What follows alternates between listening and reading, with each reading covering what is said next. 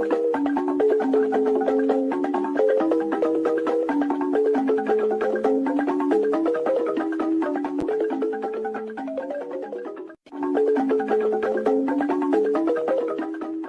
have no mercy for those that come to disrupt the restoration of this struggle. We don't negotiate with anyone.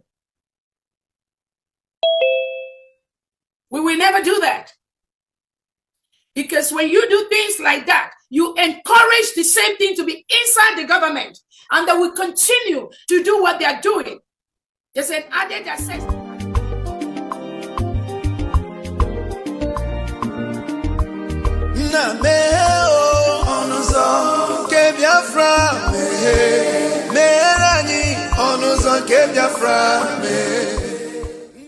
Welcome, fellow Biafrans, lovers of freedom across the world. I welcome you once again to this amazing platform where we bring you information that has to do with the United States of Biafra.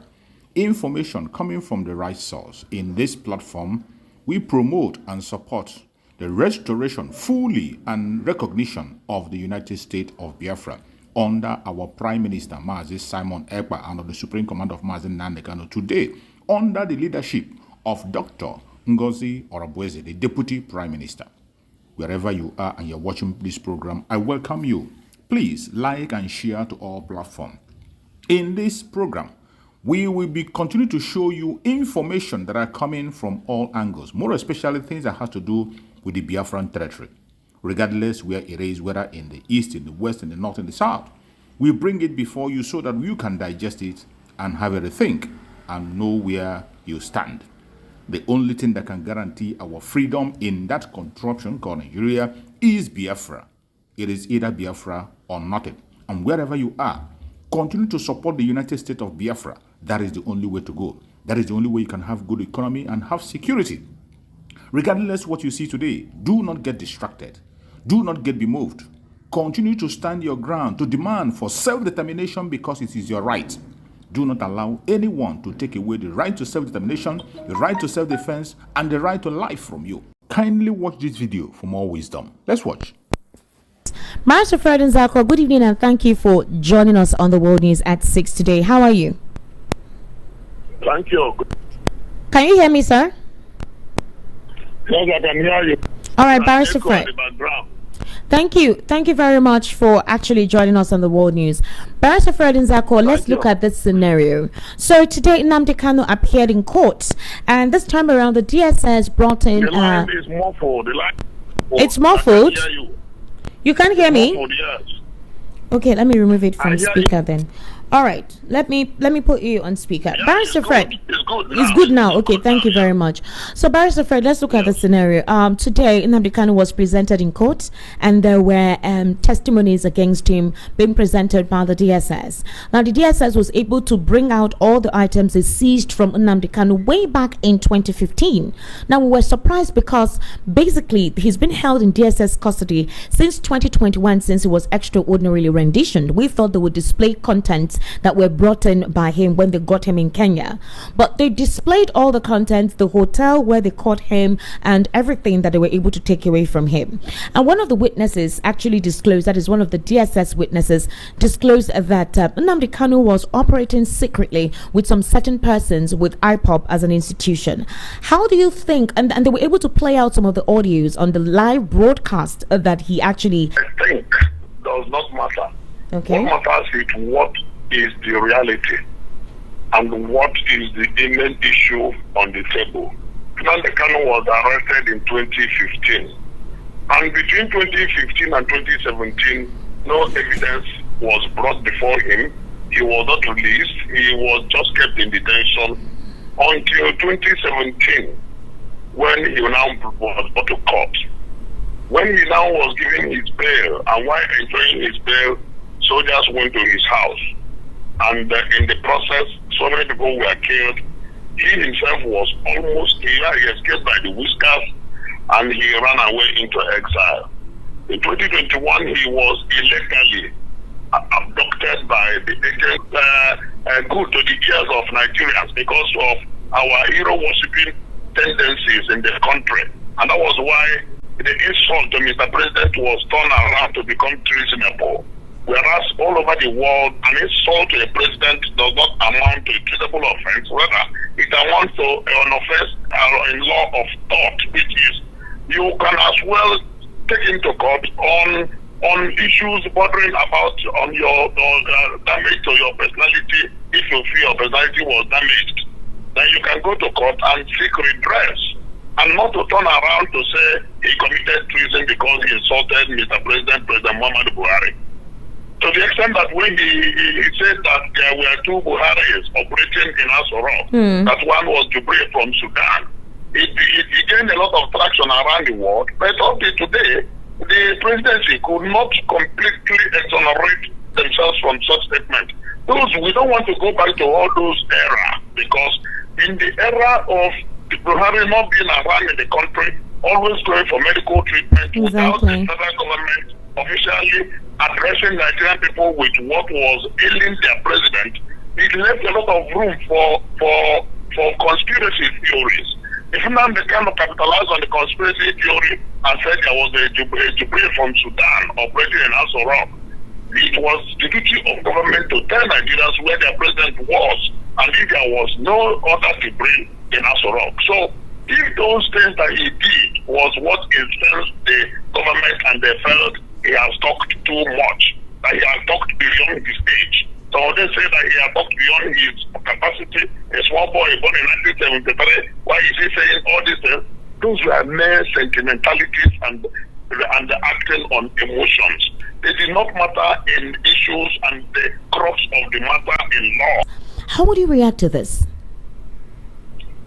We had in the news today that the court had approved that the identity of Nnamdi Kanu's witnesses that would testify against Nnamdi Kanu should be masked. In which case they will not operate and testify openly. That is a travesty of justice. We're talking about we are talking about judges of treason, which carries a death sentence if found guilty. That's of treason are very terrible charges that if found guilty, the person will be sentenced to life imprisonment or to be on death sentence. So why would you now that Nnamdi Kanu gets justice in the court of law? And again, if eventually the testimonies are only coming from DSS, then the court would not treat such testimonies with the kind of weight they should be ascribed to, because Nnamdi Kanu broadcasts to the world, and he has a definite channel of broadcasting.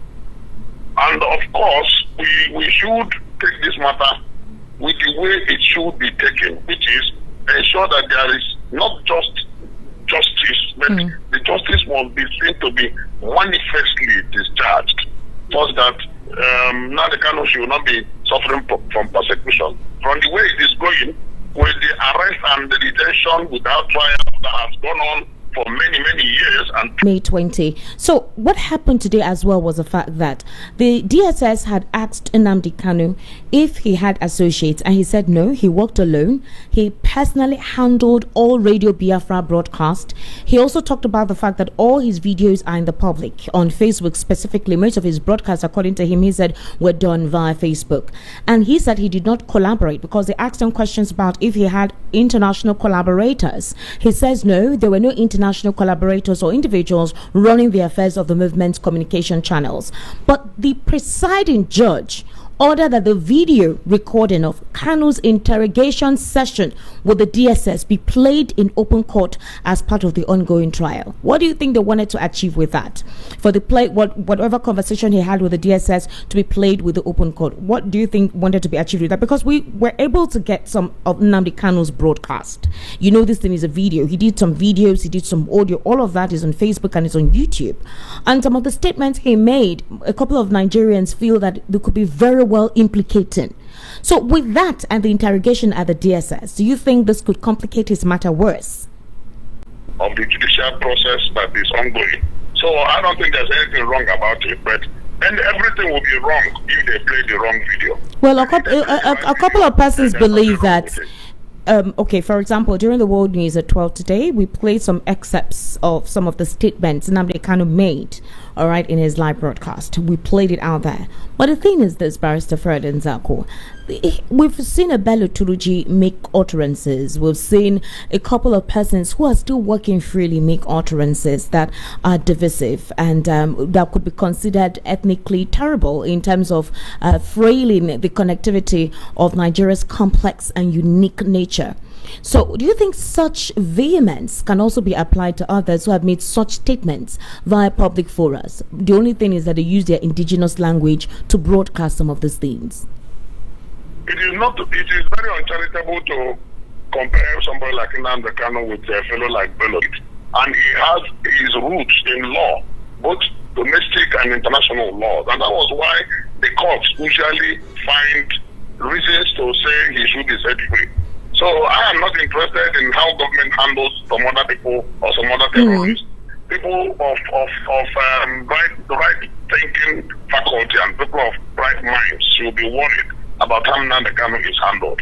He should be given fair handling the way a freedom fighter all over the world is respected and handled. And then if they decide, oh, he has to go through the court, they must be fair and honest with his trial.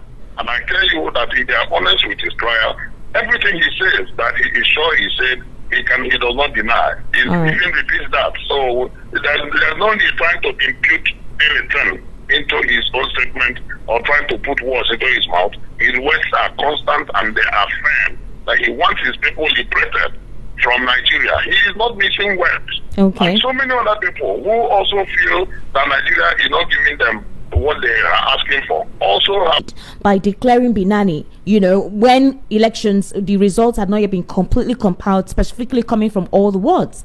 He made that announcement, walked out, accompanied by the State Commissioner of Police and other aides, taken to a helicopter before Nigerians raised the alarm, and then that was while Hudu Yunusa Ari went into hiding.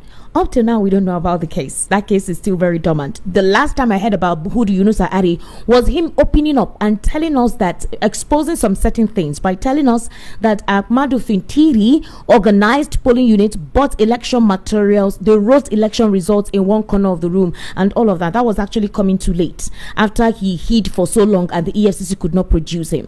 But do you think these changes that the EFCC is asking for will be granted to them? Because right now, any top management cadre of INEC, the chairman, the national commissioner, and the resident electoral commissioners. Meanwhile, you are complaining about what Yusuf Hari did in Adamawa. Yes. Professor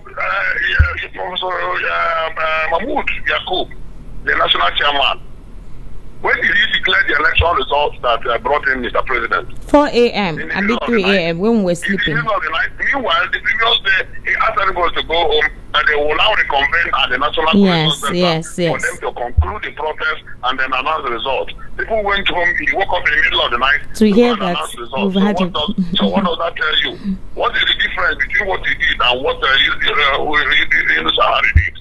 Yes, one is on one side, the other one is on the other side. They are not exactly the same, but both are manipulative tendencies of electoral management. Thank you so much for watching the program. I appreciate you for your patience to watch from beginning to end. I hope you have learned a lot from this very program that I just played, this video. Please like and share the video. Share to all platforms. After sharing the video, now you can go to the comment section and put down your comments.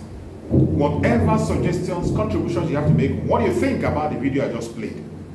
Go to the comment section and put your comment. I will go to the comment section and I bet you I am learning a lot from there and you can equally learn from there. Let us share our experience on that comment section.